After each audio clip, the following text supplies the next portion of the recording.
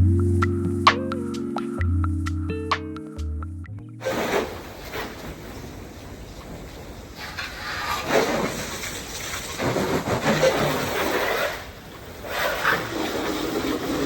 guys, good morning. So share ko lang sa inyo kung kailan nagdagdag kami ng tao. Di ba nga may pinasok ako ditong isang kababayan natin. So in-expect nung ibang kasama namin kahit papano magkakaroon kami ng pahinga. Kasi alam niyo naman na schedule namin dito, lalo na dito sa milking parlor is 3 shift. So every 4 hours nagmi-milking kami. Papasok ka ng 4 hours sa umaga, pahinga ng 4 hours, papasok ka ng 4 hours sa hapon, pahinga ng 4 hours, papasok ka ng 4 hours sa gabi, pahinga ng madaling araw na 4 hours, papasok ka ulit sa umaga. So tuloy-tuloy yun the whole week bago ka pa makapag-day off. Ang masakala pa yung iba, 1 day off lang. So imagine kung 1 day off ka lang, madaling araw ka uwi, gigising ka tanghali na, papahinga ka sa hapon, tutulog ka lang sa gabi, kinabukasan pasok na ulit.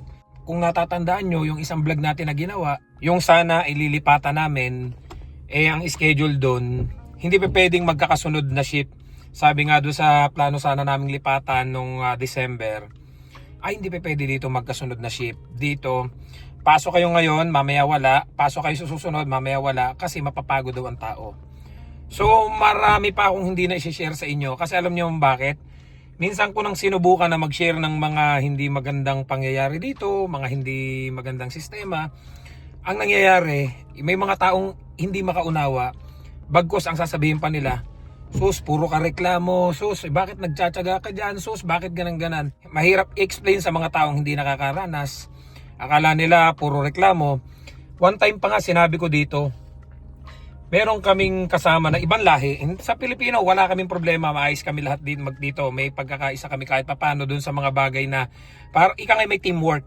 Kaya nga lang po kasi, nung shinare ko yung isa naming kasama na ibang lahi, alam niyo yung 4 hours na nga lang ipapahinga mo, ipag-iinom mo pa, sumalalasing ka, then syempre pag nalasing ka, na dito na kami lahat, nakaset up na, yung baka, wala pa yung gagatasan namin baka. Tapos tatawagan namin, di magising, yung pala lasing, nag-inom, and then late na kami makakapag-start. Sa totoo lang po ha, hindi po ako pakialamero sa mga katrabaho ko. Sabi ko nga sa inyo, napakarami ko na napagtrabahuhan, hindi ko pinakikialaman yung iba kong kasama sa trabaho. Dahil unang-una, hindi ako nagpapasahod sa kanila. Sila ay worker, ako ay worker, pare-parehas lang kaming worker. Hindi ko ugaling manita ng mga kasama dahil hindi ako nagpapasahod sa kanila. Pero kapag halimbawa kayo ay nagtatrabaho as a team, kung halimbawa merong isang na late, damay-damay kayong late na makakauwi, walang problema kung bayad yung extra hours. Ang problema nga pag sumobra sa oras, hindi na binabayaran. So marami pa akong hindi sinasabi sa inyo kasi meron tayong mga kababayan na makikitid yung utak na kapag halimbawa nagsalita ka ng mga bagay na hindi magandang nangyayari, hindi nila maunawaan. O ba't ka nag-stay diyan? Madalas ko na po itong nabanggit sa inyo. Sabi ko nga sa inyo, nasa dulo na tayo. Then ngayon ka pa ba aayaw? Kumbaga, tiis-tiis na lang muna.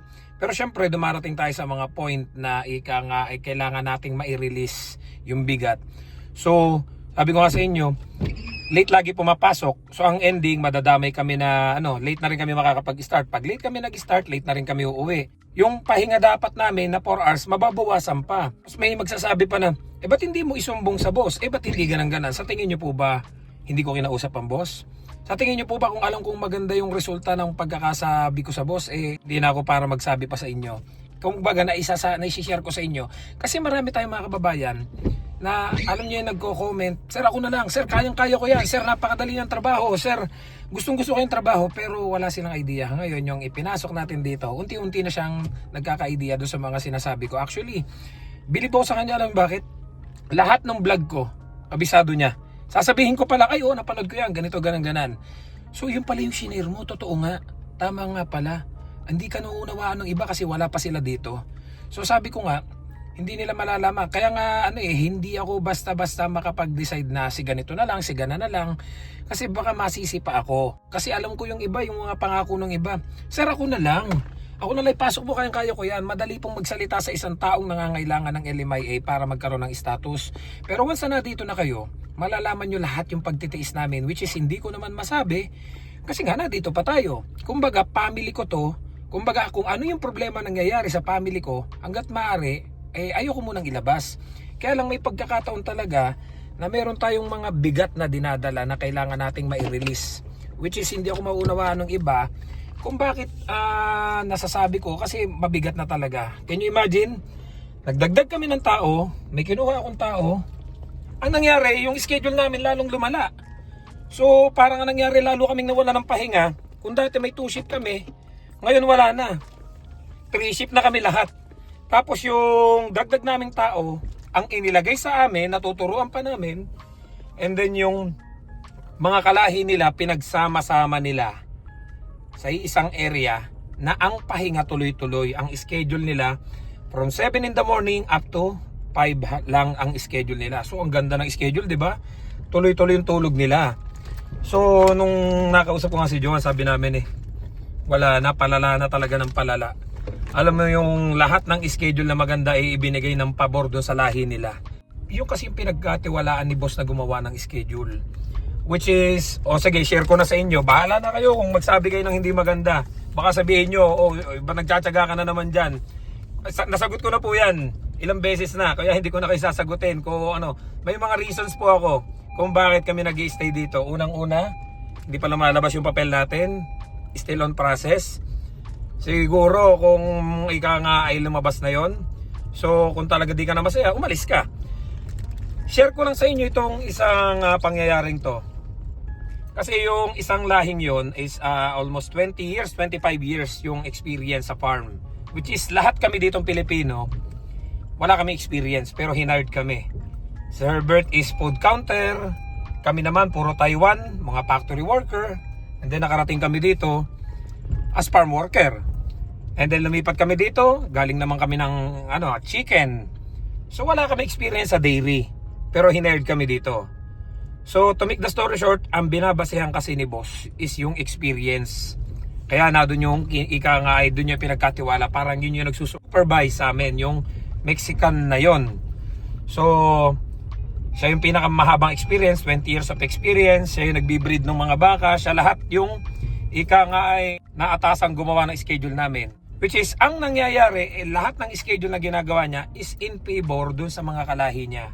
So kami naman, okay lang, tanggap na lang kami ng tanggap. Wala nang Kaya lang talagang paano ko ba sabihin to? Pag wala si amo, pag wala si boss, ang ginagawa ng mga yan, tago lang ng tago. Alam mo yung hindi natulong, kami-kami lang. Tapos madalas, hindi na nga sila natulong, sila pa yung tutulungan mo. Samantalang kami, nagagawa namin ng trabaho ng maayos, multitask. And then, madalas kami pa yung tinitira. Nagsasalita ng hindi maganda sa amin. Sinasabi kay boss, pag nakatalikod kami. So kami naman, nahayaan lang namin, hindi namin pinapansin. Kasi nga, sabi ko nga sa inyo, na ilang beses na namin nasubukan si boss, ayaw niya ng sumbong na sumbong. Kasi pag sumbong ka ng sumbong, parang ang lalabas, ikaw pa yung may mali. Kasi parang ang tatandaan nyo na, hindi nyo pa ayusin. So ganon. So one time, ito, i-share ko lang sa inyo. Bahala na kayo. Kasi para kahit paano may idea kayo. So para dun sa mga nagsasabing, ako na lang, sana pala ako nakapasok, ako na lang dapat diyan. So baka may reason kaya hindi kayo napunta dito. So kahit paano, alam niyo yung mga pros and cons nung plano nyong pasukin dito. Baka kaya pala hindi binigay sa inyo to. Kasi baka hindi nyo din matagalan yung sistema, yung sitwasyon. So ito na, minsan tinira kami niyan. Alam niyo yung kasi hindi maiwasan, may mga trouble sa trabaho, may natumbang baka. So may picture siyang ipinakita kay boss which is napakatagal ng panahon na parang may natumbang baka na hindi naman namin alam kung sino may kasalanan na nun. So ang ginagawa kasi niyan, madalas tatawag yan ng tulong sa amin. Talagang tinatabla namin, hindi namin tinutulungan. Bakit? Trabaho mo, ipapasa mo sa amin. Ay samantalang pag nakapwesto dyan ay Pilipino, nakakatulong pa sa amin. Pero pag ikaw, hindi ka na nga nakakatulong, ikaw pang tutulungan. So to make the story short, walang sumusunod sa kanya. Kasi alam namin yung trabaho niya. And then pag wala nga si boss, laging patago-tago lang. And then kapag halimbawa't na dyan, grabing gumalaw. Lahat ng trabaho talagang hahawakan, lahat ay talagang kilos ng kilos. So ang nangyari, may time na pinaburan siya ni boss sa isang sumbong niya. So kinausap kami lahat and then umalis yan. Pag alis yan dito, akala namin talagang tuluyan na nga alis. So ang ginawa namin, sinabi na namin kasi tinira niya kami. So hindi ako nagdalawang salita, sinabi ko talaga kay boss, Ay sa totoo lang, kapag wala ka dito, laging wala yan dito, nakakapag Walmart pa yan eh. Napunta pa ng kung saan yan, tapos nahanap namin dito, wala, nasa Walmart na pala, naka-duty yan dito, nasa Walmart. Pero kami, makakaalis ba kami dito habang nagmi-milking? Hindi. Kasi once na nag-start yung ship, from start to finish, na dyan kami. Hindi kami makakaalis. Hindi kami pwedeng nagmi-milking nasa Walmart. Hindi kami ganun. Sila nakakaalis sila. Pupunta sila sa Walmart habang naka-duty. Sinabi namin ganun. Sinabi ko, ako pala. Hindi namin. Sinabi kong ganun kay boss talaga. And then sabi ko, yan ka ko, kapag wala ka, nagtatago. Pero pag nandito ka, alis to yan. Laging trabahong-trabaho. Sabi sa akin ni boss, ganun. Sige, babantayan ko na yan. Sabi niya ganun. Pero nung time na nag-meeting na kami, lahat kaming Pilipino, ako, si Herbert, si Johan, si Alan, nung time na yon. And then umalis na yan dito. Pero nagulat kami, pinabalik. Alam niyo kung bakit? Siguro nga dahil kailangan niya yung 25 years of experience sa pagbibreed ng baka, kasi nga marami siyang nabibreed ng baka, which is kailangan niya yung tao. Kami naman kasi, willing kaming matuto. Ay hindi naman kami tinuturuan. So wala kaming ibang alam talaga dito. Aminado ako. Wala kaming ibang alam dito. Doon sa area lang namin. Pero yung iba hindi na namin alam kasi hindi kami tinuturuan eh. Unlike doon sa isang farm na sanabi nga namin sa inyo, nasabi na bukod sa ang schedule, hindi pa pwedeng sunod-sunod. Ang sabi pa sa amin ng employer is, hindi kayo pwede sa isang lang, sa isang sa milking lang. Tuturuan kayo sa lahat ng process dito para matuto kayo. So yun ang maganda. Pero dahil nga sabi ko nga sa inyo, nag-stay ako dito kasi dito ako nakahanap ng LMIA noong time na kailangan ko. So I'll stick with my employer. Kaya nga lang ito na, nung nag-meeting na nga kami, then ang nangyari, pinabalik siya, yung sinasabi ko nga sa inyong inatasan na gumawa ng schedule namin. Nagulat ako sa sinagot ni boss. Lahat kami natulala. Alam mo kung bakit? Ang sagot ni boss, kung hindi nyo siya kayang pakisamahan, maaari kayong umalis. So syempre bilang temporary workers, ako, si Johan, si Alan, Sir Bert, PR na yan eh. Anytime pwede siyang umalis. Alam niyo, natahimik kami lahat. Syempre, kung kayo nasa sitwasyon namin, temporary workers kayo, and sasabihan kayo na, okay lang, anytime pwede naman kayong umalis. So mag-iisip-isip ka. Kumbaga sa motorsiklo, nagdadrive ka kahit pa sabihin nasa right of way ka, kung sasalubungin ka ng umovertake na malaking bus. Hindi mo pa pwedeng sabihin nasa tama akong linya. Talagang wala kang choice kundi ikaw pa yung umiwas kahit nasa right of way ka. Ganun yung naging sitwasyon namin ng mga panahon yun. Nasabi ko, hindi ko pa pwedeng sabihin na, sige alis na lang kami. Kasi ano mangyayari? Maghanap kami ng panibagong work, close working permit kami. And besides, naka-apply kami ng PR. Diba? So sabi nga namin, antay na lang natin na lumabas yung PR. And then kung lumabas, it's up to us kung mag-decide tayong umalis or mag-stay. So sabi nga namin, grabe, pinaboran pa rin yung isa. Kasi kailangan niya.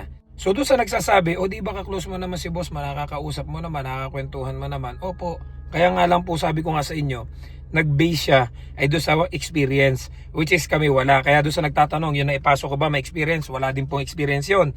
So lahat kami dito wala na experience. Pero dahil nga nagtagal na kami dito, kahit pa paano may experience na kami. So yung bago ko ipinasok, walang experience po yun.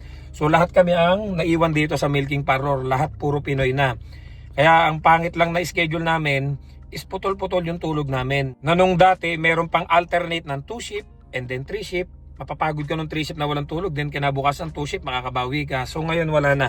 Lahat ginawang 3 shift. Ang ginawa nung gumagawa ng schedule, kinuha niya lahat yung kalahi niya at inilagay doon sa schedule na maghapon na duty and then magdamag kasarapan ng tulog. Sabi ko nga po sa inyo, hindi ako mareklamo. Ilang taon po akong panggabi. 8 years po akong panggabi sa Taiwan, wala po ako reklamo. Sabi nga namin dito, hindi lang ako, baka sabihin nyo ako lang yung mareklamo, lahat kami nag-uusap dito. Iba kasi yung tulog ng dire-diretso kaysa sa putol-putol. Sabi nga namin, ako wala akong problema, magtrabaho ko ng 14 hours, 15 hours na diretso. Basta pag out ko, dire-diretso yung tulog ko. Pero yung ganito, magpapasok ka ng umaga, uwi ka ng tanghali, parang napaidlip ka lang ng 1-2 oras, swerte na nga maka 2 oras. Then papasok ka na ulit, then milking uli ng 4 hours, and then uwi ka sa hapon, makaswerte na makatulog ka ng 1-2 oras, ganun. Tapos sa gabi ulit, so walang maayos sa tulog. Kaya sabi ko nga, nag-usap kami ni Johans. So may mga napag-usapan kaming medyo personal na sabi nga namin, tiis-tiis na lang muna.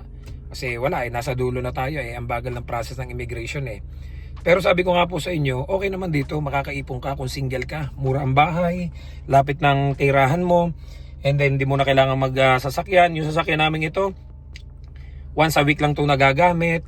Tapos yung sahod naman okay naman. Yun nga lang talaga sa pahinga, syempre umiidad na tayo, hindi naman tayo pabata. Siyempre baka singilin tayo pagdating ng edad natin, yung mga hindi tayo nakakatulog ng maayos. So hindi maganda sa katawan. So na-share ko lang sa inyo guys.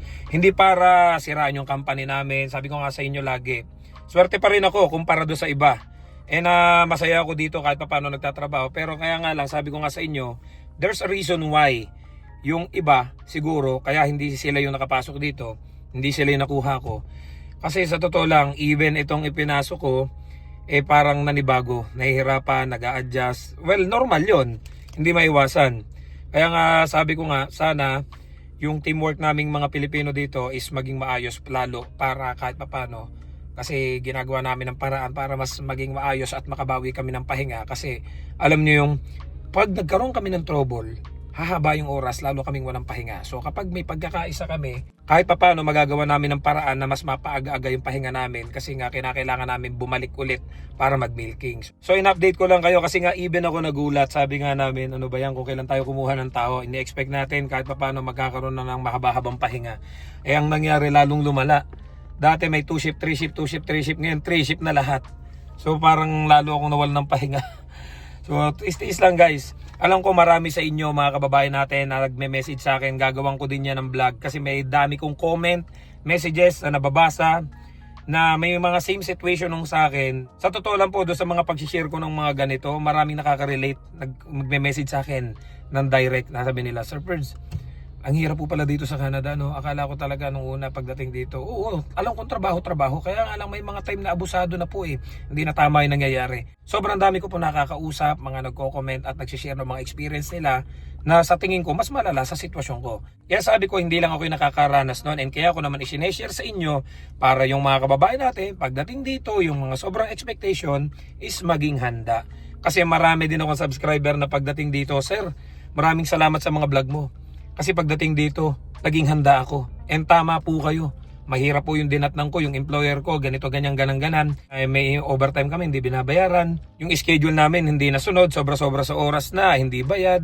Yung kontrata, hindi nasunod. Pero nagtsatsaga po ako. Dahil gaya nga po na sabi ninyo, kung may pathway to PR naman, tsagain mo na hanggang sa makuha mo yung PR. So, na-share ko na sa inyo guys ha. Para paano, kayo ay aware na hindi lahat ng dumarating sa Canada ay buhay na hayahay. So don't forget to subscribe, like, and share this video para kahit paano updated kayo sa mga buhay namin dito sa Canada. Pasensya na lang guys dahil may mga bagay nga talaga tayong hindi masabi sa vlog. Sabi ko nga sa inyo before na masasabi ko na lang siguro yon kung ako'y nasa Pilipinas na, nag-for good na ako, or makuha natin yung permanent residency. Sabi ko nga po sa inyo, napakarami ditong mga hindi alam ng iba. Mga bagay na akala nila hindi pwede, pwede pala. Mga bagay na akala nila ay hindi nangyayari, pero yun yung totoong nangyayari dito sa Canada. So see you guys sa next vlog. Magpapahinga muna kami ni Peanut at kami papasyal. Love you all. God bless. Bye-bye.